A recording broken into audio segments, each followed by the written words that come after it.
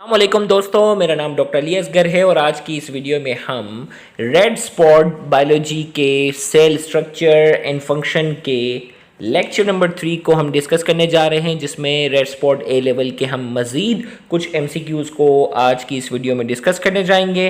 तो अगर आपने अब तक हमारे इस चैनल को सब्सक्राइब नहीं किया, जो कि सिंध बोर्ड टीचिंग के नाम से है, तो काइंडली आज ही आप हमारे इस चैनल को सब्सक्राइब करें और साथ ही साथ बेल आइकन को लाजमी क्लिक करें ताकि हमारी अपलोड करदा तमाम इंपॉर्टेंट वीडियोस की नोटिफिकेशन भी आपको रिसीव होती रहे। तो आज का पहला सवाल आपके सामने इस वक्त स्क्रीन पर मौजूद है।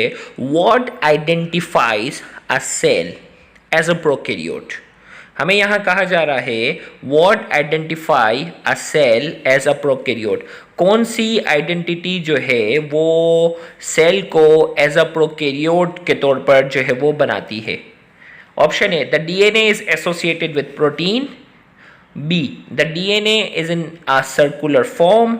Option C, the DNA is in the form of a double spiral. Option D, the DNA is surrounded by a membrane. यानी वो जो कौन सी आइडेंटिटी जो है जो प्रोकैरियोट में, देखें या तो हो सकता है कि 4 ऑप्शन में से 3 ऑप्शन जो है वो करेक्ट हो और एक जो है वो रॉन्ग हो, जो प्रोकैरियोट से ताल्लुक ना रखता हो। इसे इस तरह के सवाल को हम कहते हैं odd one out. Odd one out हम कहते हैं। तो या तो 3 सही हो सकते हैं, एक गलत होगा, या एक सही होगा, या 3 गलत होंगे। तो सबसे पहले यहाँ ऑप्शन ए में कहा जा रहा है the DNA is associated with protein. भाई डीएनए जो है वो प्रोटीन के साथ एसोसिएट होता है, तो ये पॉसिबिलिटी प्रोकैरियोट में तो होती है। ऑप्शन बी में कहा जा रहा है the DNA is in a circular form. DNA जो होता है ना, extra chromosomal circular molecule of DNA, जिसे हम प्लाज्मिड कहते हैं, ये भी प्रोकैरियोट में होता है। तो ऑप्शन बी भी सही है। सी में कहा जा रहा है the DNA is in the form of a double spiral. DNA जो है वो डबल स्ट्रैंडेड होगा, तो डबल स्ट्रैंडेड भी होता है। यानी ए का ताल्लुक भी प्रोकैरियोट से है, बी का ताल्लुक भी प्रोकैरियोट से, सी का ताल्लुक भी प्रोकैरियोट से। ऑप्शन डी में कहा जा रहा है the DNA is surrounded by a membrane system. DNA जो है वो मेम्ब्रेन सिस्टम से क्या होता है, सराउंडेड होगा।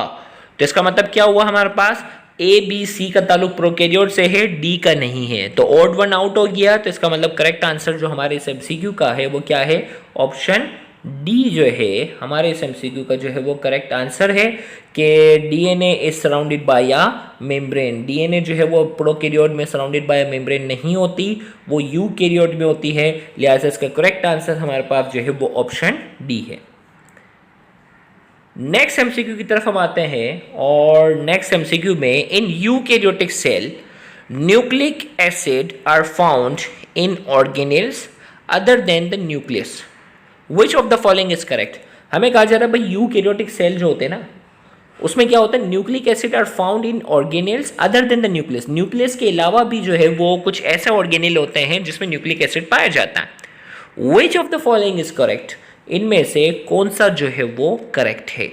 अब हमारे पास जो है वो क्लोरोप्लास्ट, राइबोसोम और माइटोकॉन्ड्रिया, इन तीनों ऑर्गेनेल की जो है वो कंपैरिजन दी गई है। ऑप्शन ए में कहा जा रहा है क्लोरोप्लास्ट के पास जो है वो डीएनए और आरएनए दोनों है, और राइबोसोम के पास सिर्फ डीएनए है। माइटोकॉन्ड्रिया के पास डीएनए और आरएनए दोनों है। ऑप्शन बी में कहा जा रहा है क्लोरोप्लास्ट के पास आरएनए है, राइबोसोम के पास डीएनए और आरएनए है, माइटोकॉन्ड्रिया के पास आरएनए है। ऑप्शन सी में कहा जा रहा है क्लोरोप्लास्ट के पास डीएनए और आरएनए है, राइबोसोम के पास सिर्फ आरएनए है, माइटोकॉन्ड्रिया के पास डीएनए और आरएनए है। ऑप्शन डी में कहा जा रहा है क्लोरोप्लास्ट के पास डीएनए और आरएनए है, राइबोसोम के पास आरएनए है और माइटोकॉन्ड्रिया के पास सिर्फ डीएनए। तो 4 ऑप्शन आपके पास हैं। जल्दी से लाइव चैट कमेंट सेक्शन में अपना आंसर सेलेक्ट करें, फिर मैं इस एमसीक्यू का आंसर बताने जा रहा हूं। तो जल्दी से 30 सेकंड का टाइम है, आप अपना आंसर जो है वो सेलेक्ट कर सकते हैं। In eukaryotic cell nucleic acid are found in organelle other than the nucleus. Nucleus के अलावा वो कौन से ऑर्गेनेल हैं जिनके पास न्यूक्लिक एसिड पाया जाता है। विच of the following is correct. हमें बताना है कि इनमें से कौन सा ऑर्डर जो है वो क्या है, करेक्ट है। तो 4 ऑप्शन है। जल्दी से, उम्मीद करता हूं आप अपना आंसर जो है वो सिलेक्ट कर चुके होंगे। तो मैं करेक्ट आंसर इसका जो है वो आपको बताने जा रहा हूं। तो करेक्ट आंसर इसका है ऑप्शन सी। क्लोरोप्लास्ट के पास डीएनए और आरएनए दोनों होता है, राइबोसोम के पास सिर्फ आरएनए होता है, और माइटोकॉन्ड्रिया के पास डीएनए और आरएनए। तो ऑप्शन सी जो है वो क्या है, इसका करेक्ट आंसर है। Option C is the correct answer. Next हमारे पास है कि how do animal and plant cell differ from the yeast cell. Animal और प्लांट सेल के दरमियान यहाँ देखें, यहाँ सवाल में तो बेशक कह दिया how do animal and plant cell differ from the yeast. Animal और प्लांट सेल जो है वो ईस्ट से किस तरह मुख्तलिफ है, लेकिन यहाँ जो मेन कंपैरिजन आ रहा है ना, एनिमल सेल का पूरा कॉलम बना हुआ और प्लांट सेल का कॉलम बना हुआ है। अब हमें बताना है कि वो कौन सा ऑप्शन है जो दोनों यानी एनिमल सेल के लिहाज से बिल्कुल यूनिक पॉइंट हो और प्लांट सेल के लिहाज से भी क्या हो, बिल्कुल यूनिक हो। अब देखें ऑप्शन ए में कहा जा रहा है कि एनिमल सेल के पास do not have free ribosome, plant cell के पास जो है वो क्लोरोप्लास्ट है। ऑप्शन बी में कहा जा रहा है एनिमल सेल के पास गोल्जी बॉडीज हैं, प्लांट सेल के पास जो है वो do not have free ribosome. Option C में कहा जा रहा है एनिमल सेल के पास जो है वो सेंट्रियोल है और प्लांट सेल के बारे में कहा गया do not store glycogen.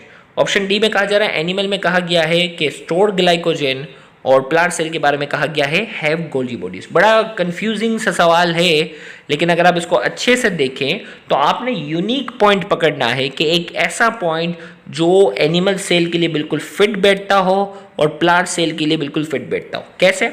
Option A में कहा जा रहा है animal cell do not have free ribosome. भाई एनिमल सेल के पास फ्री राइबोसोम भी होते हैं और वो राइबोसोम भी होते हैं जो एंडोप्लाज्मिक रेटिकुलम के साथ क्या होते हैं, अटैच होते हैं। लिहाजा ऑप्शन ए को तो हटा दो भाई, ये तो इसमें तो सीधे गलत है।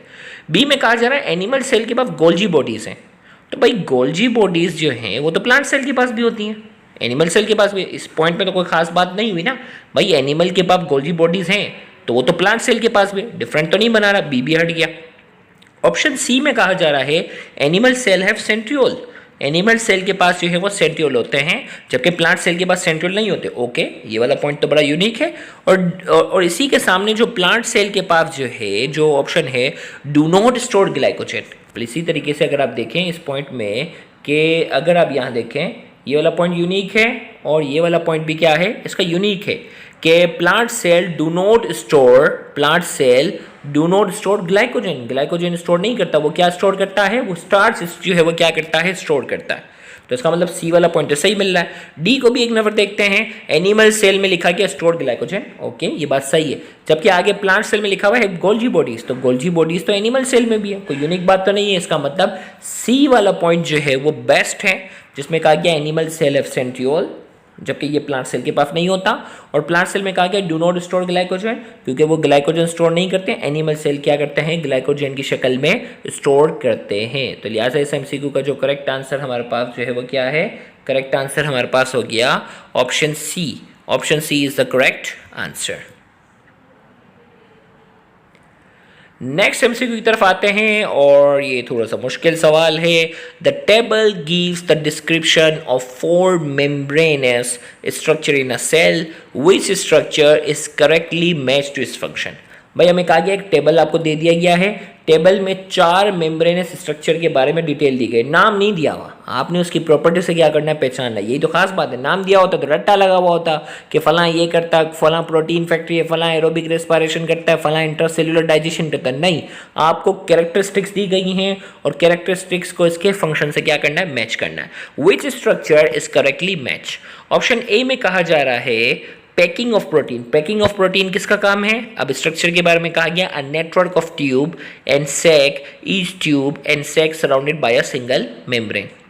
ऑप्शन बी में कहा जा रहा है एरोबिक रेस्पिरेशन और उसमें कहा गया an organelle bounded by 2 membrane, the inner highly folded. Option C में कहा जा रहा है प्रोटीन सिंथेसिस और इसमें कहा गया an organelle bounded by 1 membrane containing hydrolytic enzymes.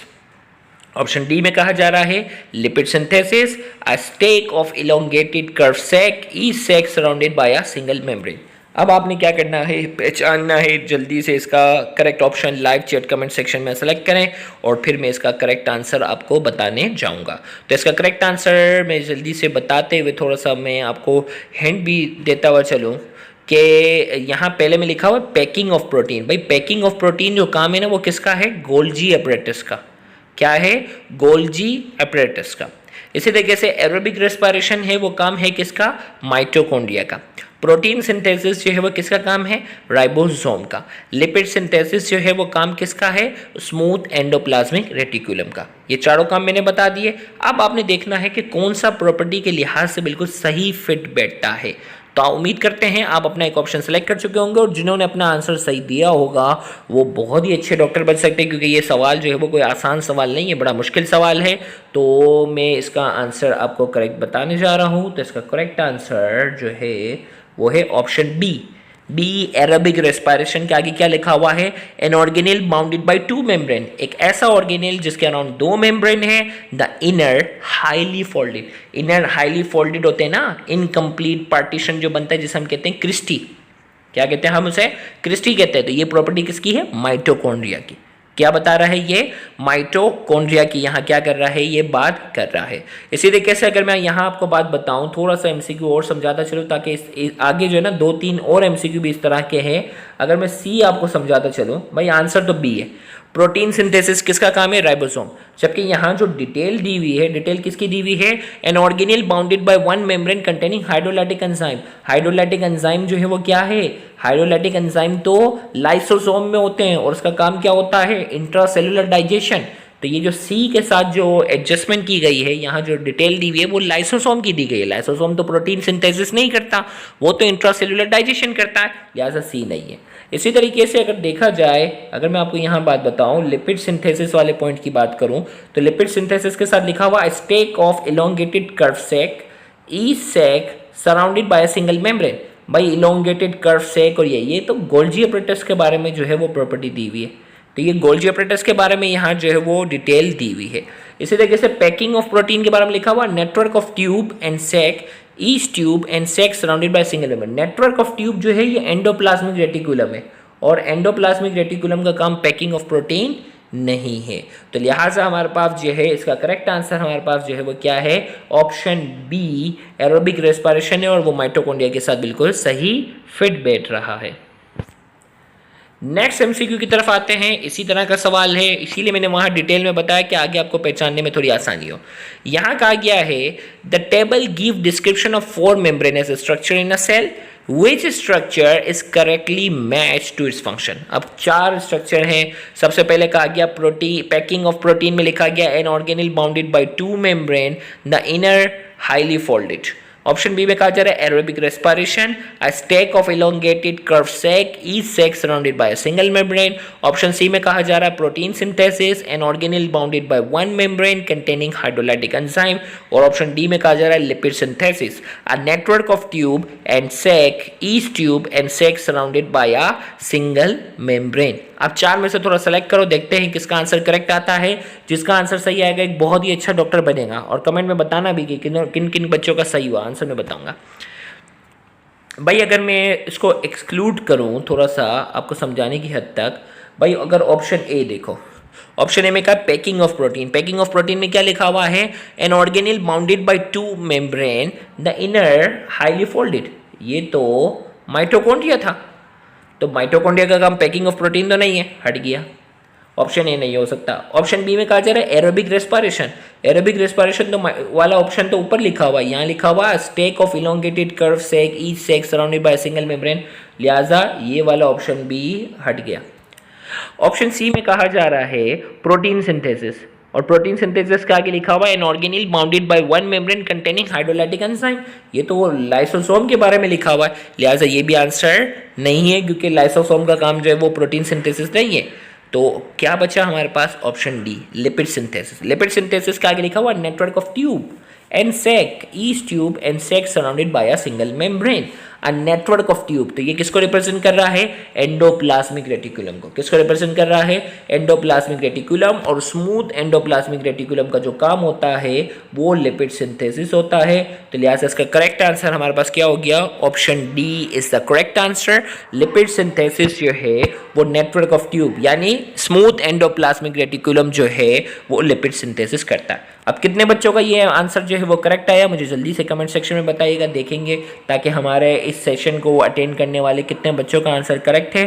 तो जल्दी से कमेंट सेक्शन में अपना आंसर ज़रूर बताइएगा कि आपका ये सही हुआ या नहीं हुआ। सही हुआ तो बहुत ही काबिल तारीफ़ है, आपकी बहुत मतलब हौसला अफजाई होनी चाहिए कि इतने मुश्किल सवाल का आंसर आपका सही हुआ।